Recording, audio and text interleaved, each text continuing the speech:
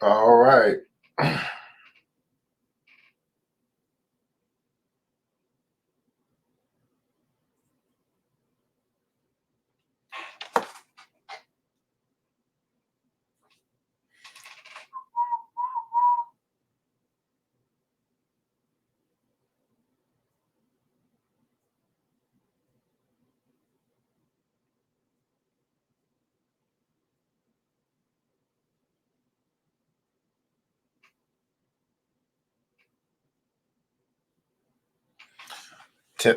Mr. TJ Lofton over there on the West Coast, West Side.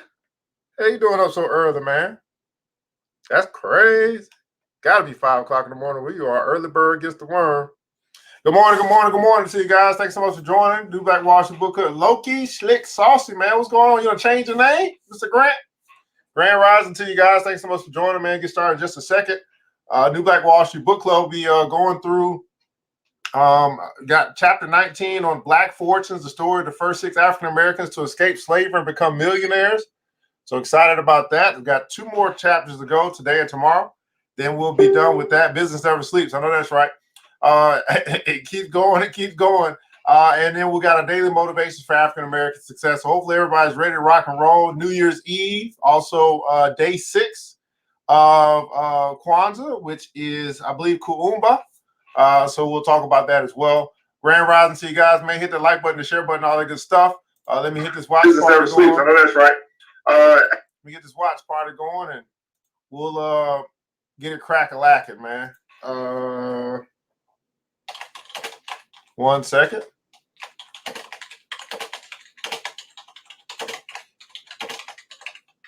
Black Fortunes. Yeah. We can start it. Is that how that works?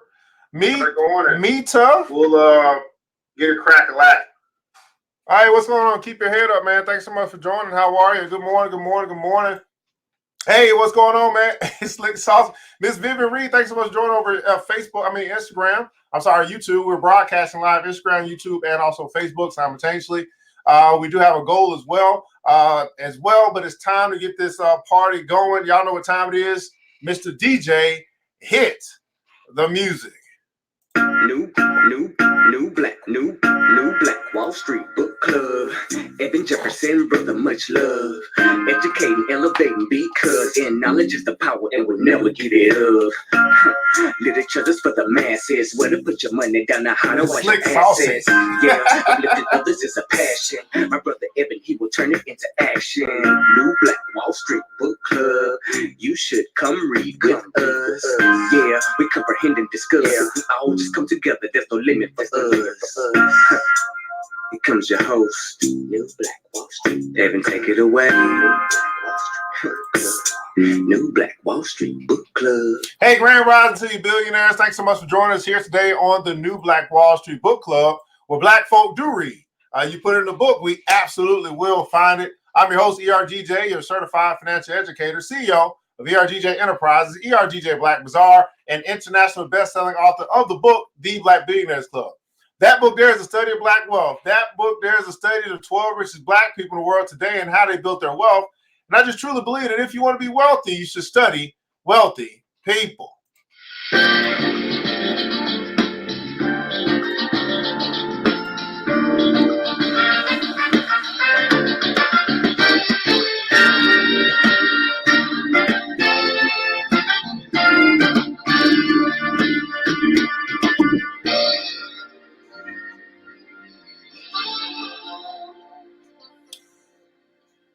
Well, you can begin your study by picking up that book and simply going to the website, theblackbillionairesclub.com. That's right, theblackbillionairesclub.com. You can pick up your copy today, ebook, soft copy ebook, also available in French, in ebook and also audiobook. Pick up your copy to get your study on, to study those that look like you that actually are uber wealthy. Theblackbillionairesclub.com and theblackbillionairesclub.com. Our sponsor for today is ERGJ Black Bazaar, the Afrocentric marketplace, specializing in Afrocentric home decor, personal care products, and also Black art-inspired gifts. Man, check out the website, ergjblackbazaar.com, ergjblackbazaar.com. Pick up some cool, dope stuff for the house, some cool stuff for yourself. gifts or whatever the case may be, man. A lot of people are getting into the Afro-Centric home decor. We got it right for you here at ERGJ Black Bazaar at www.ergjblackbazaar.com, www.ergjblackbazaar.com. Once you guys remember this, man, that once you shop black, you never go back. That's right. Once you shop black, you never go back. All the sponsors, Big Sis Media. That's right. Everything that I do is powered by Big Sis Media.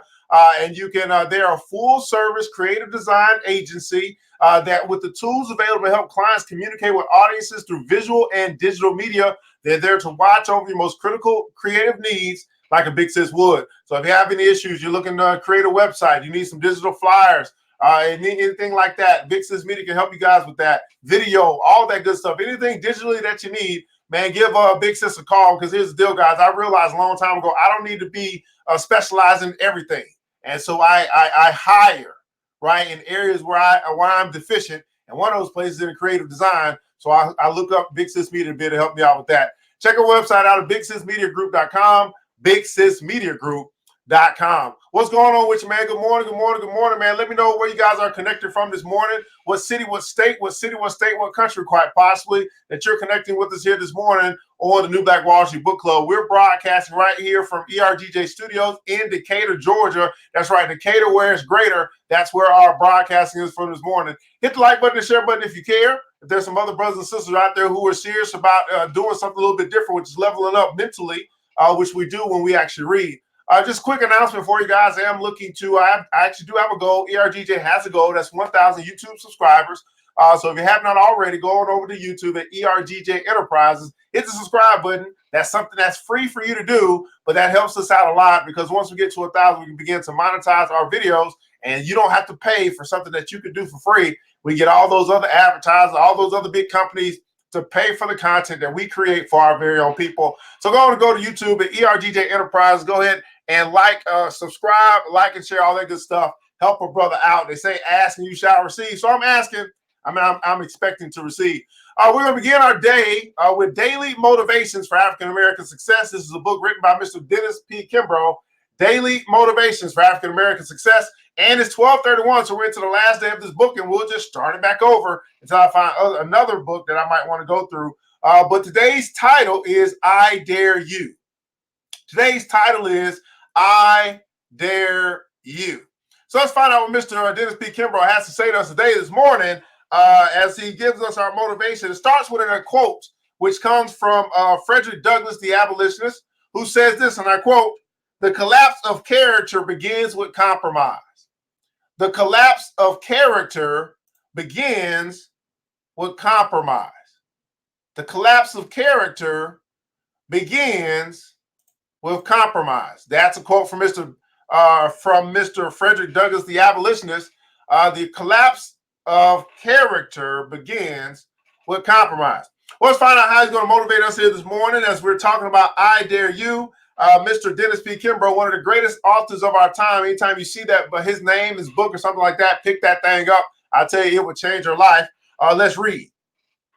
It has been 1 year, 364 days of inspiration, motivation, empowerment, and wisdom from some of your best and brightest. Now it's time to place all that you have read into action. This is my challenge. It is difficult to put a challenge on paper. I'd rather look you straight in the eye and say, I dare you. But in my mind, I've imagined that I'm on one side of the table and you are on the other. I'm looking across and saying, I dare you. I dare you to develop the enduring qualities of Booker T. Washington and Madam C.J. Walker.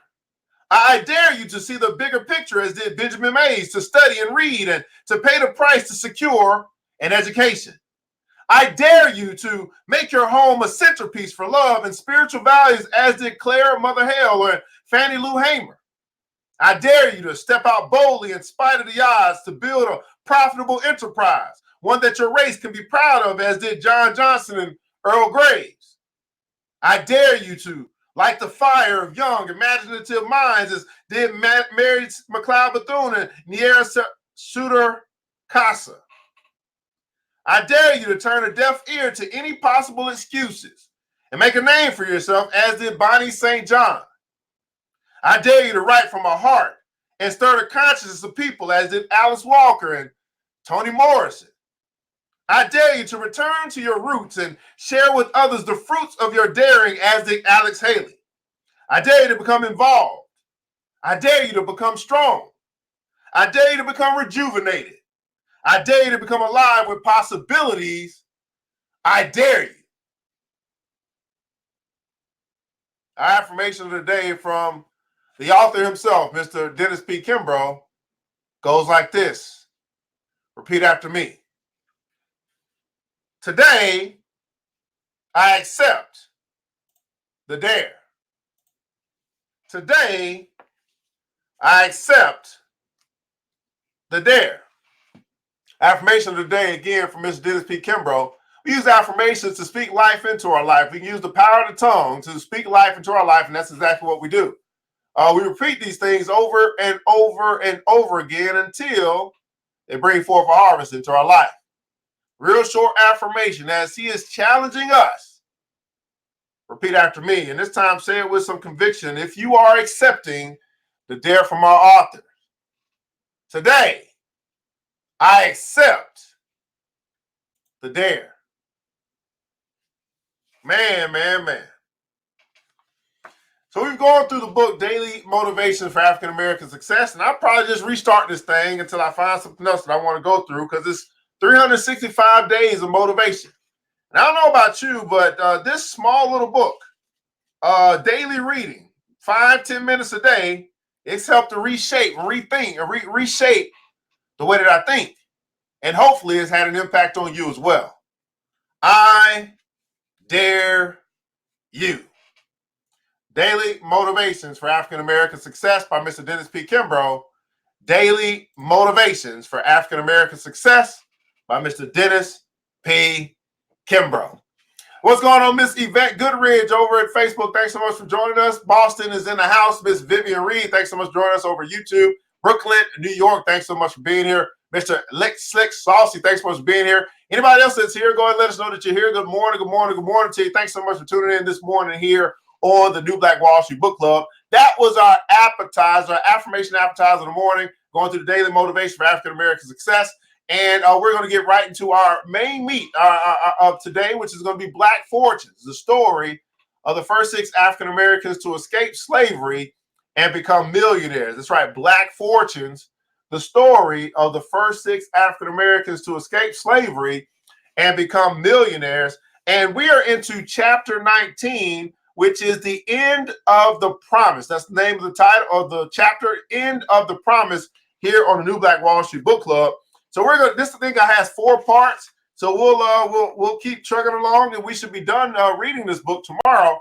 And I do want to let you guys know that the next book that we're actually going to read, which will start maybe Monday. I'll probably take Thursday and Friday off, but Monday we'll start, and we'll actually be going through the Black Millionaires Club. So we'll actually go through the top of the year. We'll be going through the book that I wrote. So if you have not gotten this book yet, and you want to participate with us here on the New Black Wall Street Book Club, well, pick up your copy. It gives you enough time to get your copy, get it over to you, order it, and have it. So that when we start on Monday, you can have your copy and go along with it. So we'll be going through the Black Billionaires Club starting on Monday, which is the book that I wrote. So you can pick up a copy of that book by simply going to the website, theblackbillionairesclub.com. That's right, theblackbillionairesclub.com. And if you're an author and you feel like you have written something relevant for what we do here, feel free to inbox us and let us know. We'll see if we got what we can do about bringing your book onto our book club. Only stipulation is I just really only read Black authors. So if you are not Black, unfortunately, I probably won't pick your book for this particular show. Doesn't mean I won't read it, but for our purposes, we highlight Black authorship. So that's just what we do. Black Fortunes, the story of the first 6 African Americans to escape slavery and become millionaires. Chapter 19, End of the Promise. Let's get it. Gurley's reputation. So this is O.W. Gurley in Greenwood. If you guys know Greenwood, that's going to be the street in Tulsa, Oklahoma, where you had Greenwood, Archer, and Pine, or Gap, where the Black Wall Street at Tulsa was located. So Greenwood was boosted by his beating of the 3 white women who harassed his wife. For a moment, it seemed that the richest Black man in Greenwood was putting aside his ambition and pragmatism and becoming a man of the people. It didn't last. In 1918, everybody put in console 1918. In 1918, I was like, no, about the time frame that we're talking about, because now we understand it's 100 years ago. We're in 2019. This was in 1918. So over a century. We're closing out a decade. Now we're looking back over a century of some things that happened back then. In 1918, O.W. Gurley was charged with bribery by two women in Greenwood. According to the complaint, Gurley had 2 rings from the 2 black women to keep them out of jail. Gurley, who was a Tulsa sheriff's deputy in charge with police in Greenwood, was rumored to have regularly demanded bribes from people accused of crimes in Greenwood in exchange for not arresting them. Gurley escaped jail and kept his sheriff's deputy badge, but rumors of corruption dented his reputation. In 1919, as the black newspapers carried news of Madam C.J. Walker's death, 3 black men were arrested in Tulsa on the suspicion of shooting a white iron worker. The men were transported to the Tulsa County Jail, just across the train tracks from Greenwood in the white section of Tulsa, and put into a cell together. Word traveled through the grapevine back to Tulsa that a white mob had plans to take the men from the cell that night and lynch them. Within hours, a posse of black men were organized. More than 24 black men carrying revolvers and rifles marched across the train tracks to the jail and barged in. They demanded to see the prisoners and got into a shooting match with the police. As the confrontation escalated, men on both sides began to move their fingers toward the triggers of their guns. As the tension reached a breaking point, Gurley sauntered through the door. His hair was now gray and he wore glasses with thick circular lenses. He was a rich man and wore an expensive suit on his broad frame with a sheriff's star pinned on his breast and a pistol at his side. He walked up to the police chief and the two walked away conversing in whispers. A few minutes later, a deal had been brokered. Gurley was given assurances that the men wouldn't be harmed and the police would allow the group from Greenwood to check on the prisoners if they left immediately thereafter. A delegation of the men from the group, escorted by an officer, went back to check on the men in the cell. A few minutes later, they came back reporting that the prisoners were being treated well, and the men went back to Greenwood. The aftermath would send chills through white Tulsa.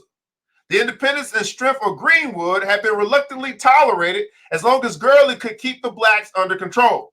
But this armed invasion, as it was later called, set off alarms. The Negroes were getting out of their place. A few months later, a white man was accused of assaulting a black woman on a trolley in downtown Tulsa.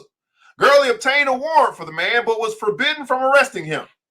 Tulsa Sheriff Willard McCullough reportedly ripped the warrant from Gurley's hands, stating he would never allow a black man to serve a warrant on a white man in Tulsa. In response, Gurley resigned as sheriff's deputy and handed McCullough his badge. All right, so things, man, here in Tulsa, man, we see that that there was a little bit of power that was taking place with black folk that they had. They used their right to bear arms. They took care of their own kind of half of the city or part of the city that they lived in that they had built. And now we're starting to have this this dividing line. You know, you had a black men that were arrested by whites over on the white side of Tulsa. But then when it was time to do the same ordeal to a white man on the black side of Tulsa, they wasn't having that. So, of course, we know 100 years ago, and still today, there ain't no such thing as fair, by the way. But that was part 1 of chapter 19. Let's move into Black Fortunes, the story of the first 6 African Americans to escape slavery and become millionaires. End of a Promise, part 2. By 1921, Gurley was the richest and most powerful man in Greenwood. He was a landlord to almost half of the town's residents and shopkeepers, collecting $5,000 or about $68,000 in today's terms a month in rents. With more than 100 properties in Greenwood, he was worth between $500,000 and $1 million, which is about $6.8 million to $13.6 million in today's terms. His net worth could only be guessed at in Greenwood as Gurley kept his own money across the tracks in the white banks in downtown Tulsa. His hotel, valued at least $99,000, was one of the busiest in the district. J.B. Stratford, Greenwood's other founding father, was growing more popular. In 1918, he helped organize an armed group to turn back a lynch mob in nearby Bristow, Oklahoma. In Greenwood, Stratford's more militant approach to civil rights became increasingly popular. In 1920, with the help of A.J. Smitherman, he brought W.E.B. Du Bois to Greenwood. Gurley didn't protest. In fact, he put him up in his hotel. Du Bois gave several lectures to the residents, focusing on the need for blacks to become economically self-reliant and push back against lynching. In a fiery speech in the theater, he looked out onto the faces of hundreds of Tulsa blacks and spoke romantically about the burgeoning artistic renaissance in Harlem, New York, advocated for African Americans to organize for their rights, and urged the people of Greenwood to protect their own people from lynching. Everybody put in the comments, so protect. To protect their own people from lynching. So you had O.W. Gurley and J.B. Stratford, who actually partnered to actually create or start or begin this place called Greenwood, which was a black city or town, I guess you can call it, in Oklahoma back in 1918. And O.W. Gurley was kind of like, he owned a lot of properties, but he was, I guess you could say, I mean, I won't call him Uncle Tom, but he definitely had an affinity for white people. He was looked upon well in the eyes of white folk. So they made him a sheriff. He was allowed to police the black people, basically to keep them in line. But J.B. Stratford, who was his partner who established Greenwood, was a militant. He was totally different. But they kind of still worked together to build Greenwood, and obviously they profited from what they built as well. And J.B. Stratford brought in W.B. Du Bois to talk to him about protecting their own people. And I believe the same speech, whether if we heard it today, will still be relevant today. About us protecting our own is such a valuable thing, something that we must learn to do and continue to do. Because the lynchings are not lynchings anymore. They obviously are coming from the police. We know that. They've just changed colors from white to blue. There's really been no difference in mindset as it relates to black people. So that was part 2. Moving on into part 3.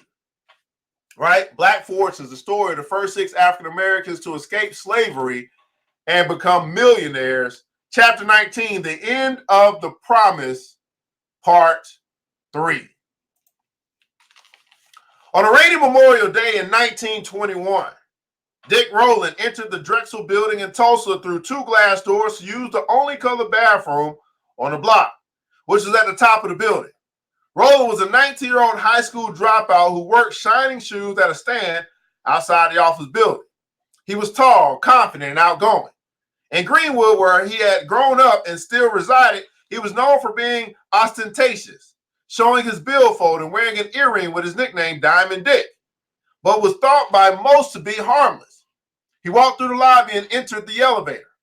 On board was the elevator operator, 17-year-old white girl named Sarah Page. The door closed for a moment and then a scream came out. When the doors opened again, Sarah ran away. A white clerk had heard the scream, called the police.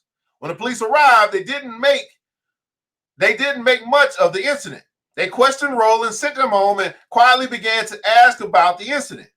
We did not attach sufficient importance to the event, one police captain remembered. It all just seemed like a misunderstanding.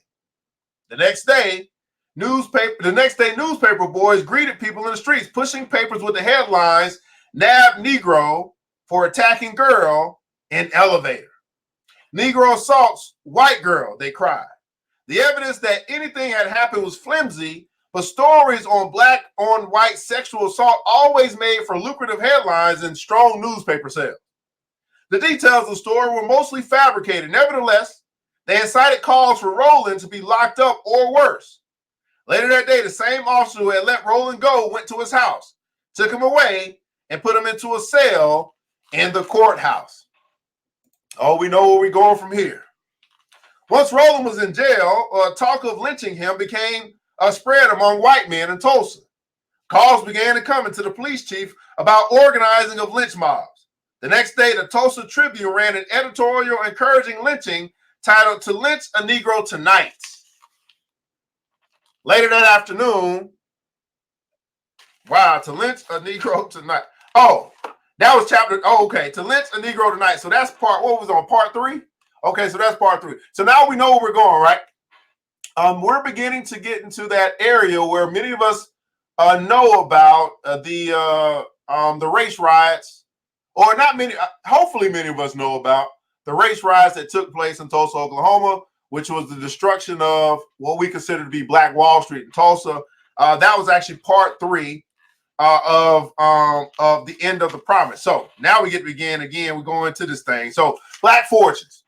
The story of the first 6 African Americans to escape slavery and become millionaires. What's going on, Miss Amanda? How are you? Miss Tina Marie, thanks so much for joining us here today on the New Black Wall Street Book Club.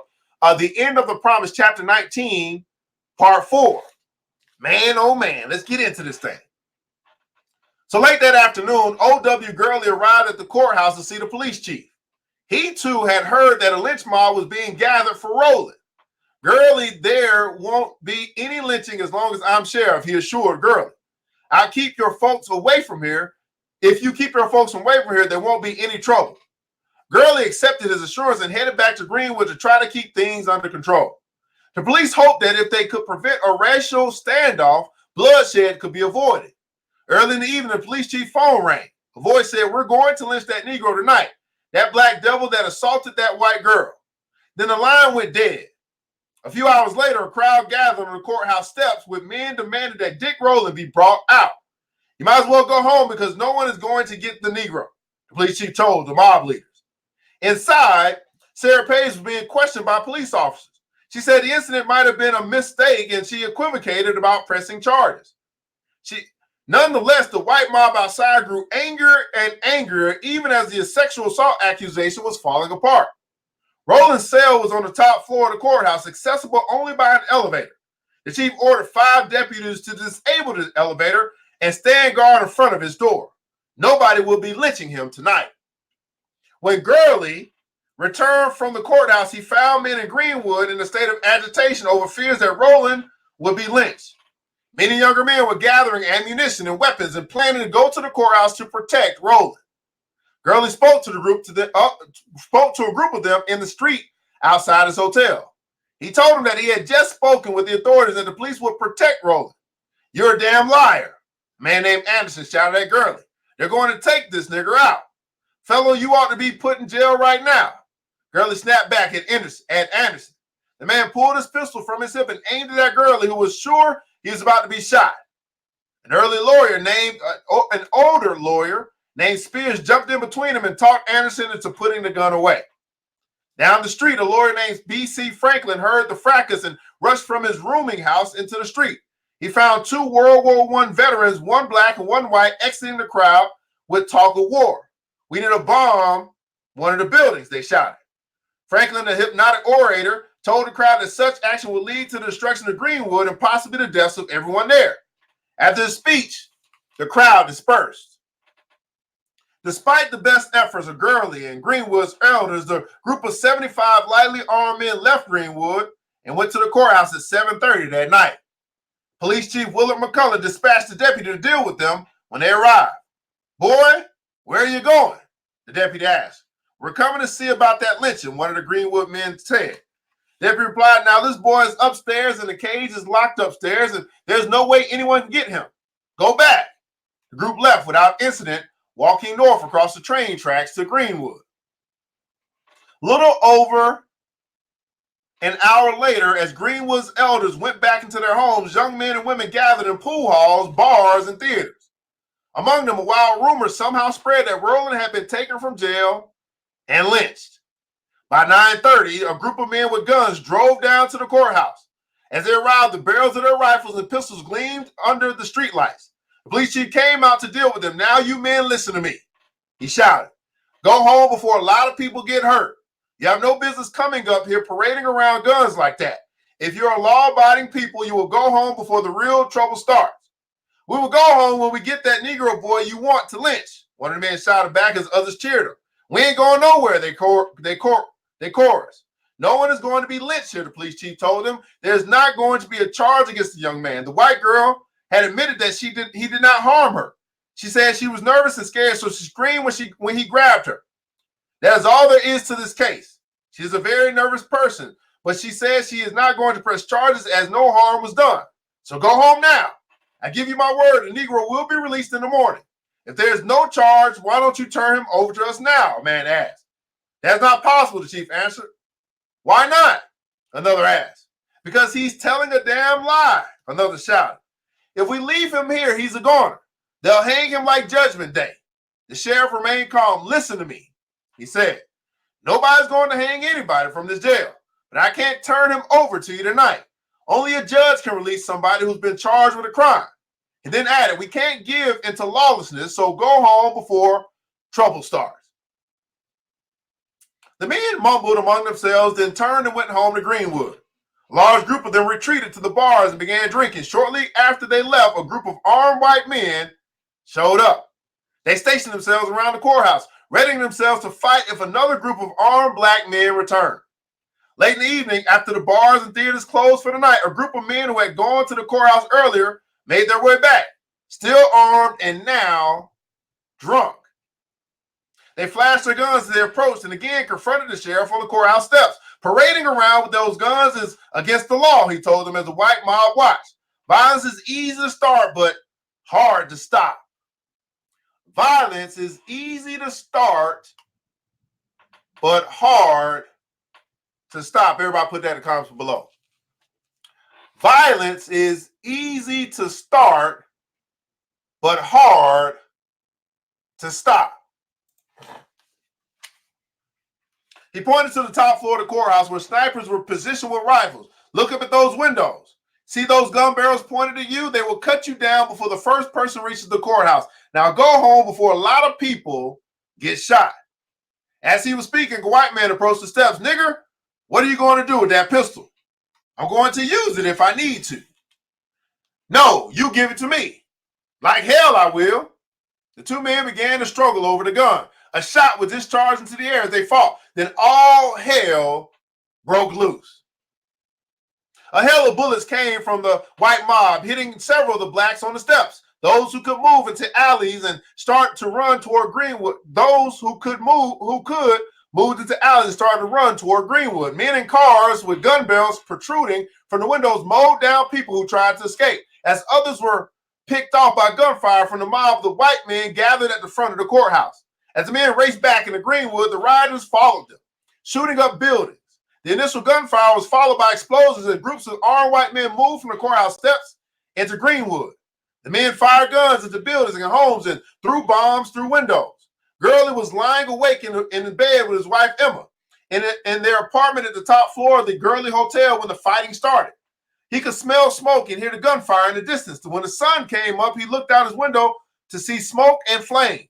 The violence had been followed by waves of looters who burned blacks out of their homes and looted stores, taking some blacks as hostages and killing others in the streets. Gurley ran downstairs and outside into the street and the smoke-filled air. He heard gunshots and cracking fire. Greenwood was burning. Through the smoke, he saw 6 white men down the street holding shotguns, rifles, jugs of gasoline, and torches. One of the men walked up on Gurley and motioned toward his hotel.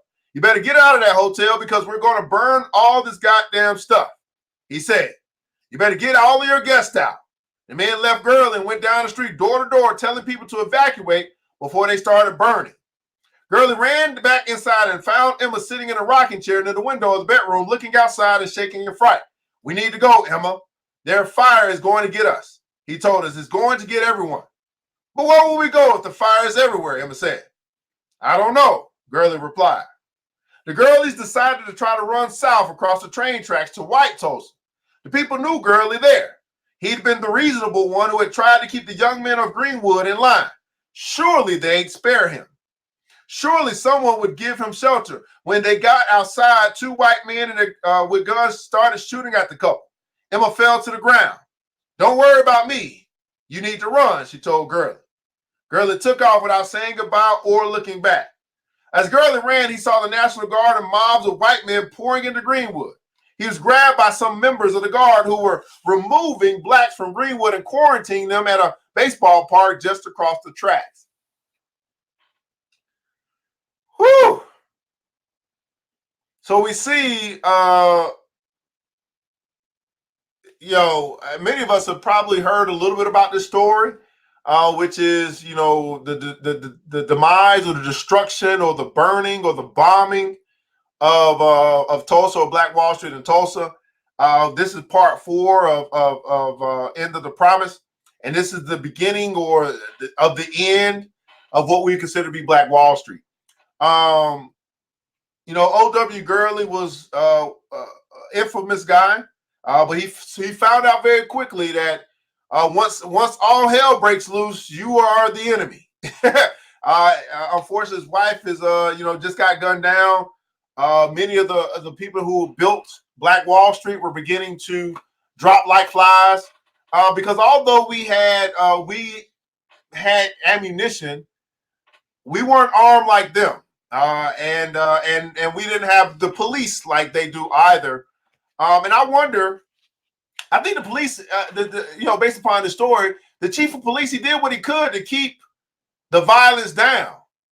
Maybe one more day, which I see the people saying, man, we ain't got one more day. But then they over there drunk with guns, yikes. I really believe the chief of police at that time did all he could to avoid what we are now reading happening, because he knew what was going to take place as soon as one gunshot was fired. What's going on, Saucy? They had a movie about it 20 years ago called. No, I don't think Rosewood was about this area. I think that's another area of town, I believe. I don't remember. I think I saw that movie. But yeah, Rosewood was definitely a movie about some city. I don't know if it was the same or not. We had to look that up. I don't believe that Rosewood was about Black Wall Street, but maybe it was. I don't know. I don't remember. So now that was chapter 4, part 4 of chapter 19, the end of the promise. We got one last chapter left of Black Fortunes, the story of the first 6 African Americans to escape slavery and become millionaires. Chapter 19, the end of the promise. Let's look that up, Saucy. I believe Rosewood movie. What was that about? So that was actually Rosewood was about. It's in Rosewood, Florida. It's a small, peaceful town with extremely entirely African-American population of middle-class owners until New Year's Day of 1923, when a lynch mob from a neighboring white community storms the town. So that may be, it was based on a true story. So this is another area. So that's Rosewood in Florida, which very similar thing happened,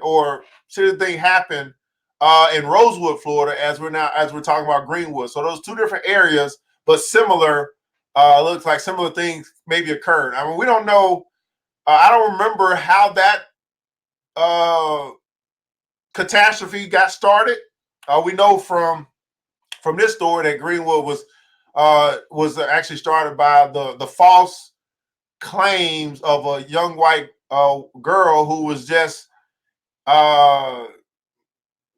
she said nothing happened, but no one's trying to hit her at that particular time because she's still a young white girl, precious in the eyes of her people, right? So a little bit different. All right, part 5 of chapter 19, end of the promise. So at the park, At the park, Gurley was isolated. The constituents of the district he built stared at him without speaking. They blamed him, his racial conciliation, his self-interest. My lord is Gurley. O.W. turned to see Emma up in the stadium's bleachers. She ran down to Gurley and they embraced. O.W. had lost the faith of his people. He had lost his dream, and he would eventually lose more than $250,000 or $3.4 million in the riots.